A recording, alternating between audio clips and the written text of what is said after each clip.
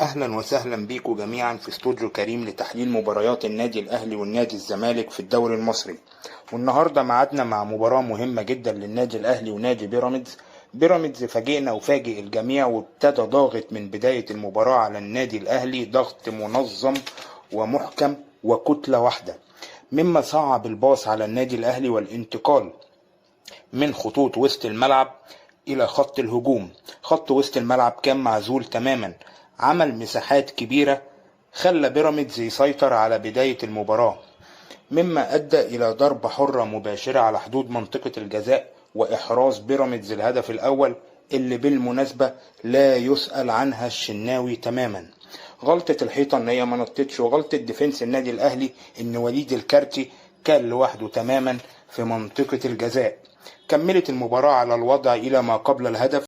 ولو حابب تكمل الفيديو خش على الصفحة وان شاء الله هتلاقي تحليل كامل لمباراة اليوم بيراميدز والنادي الاهلي.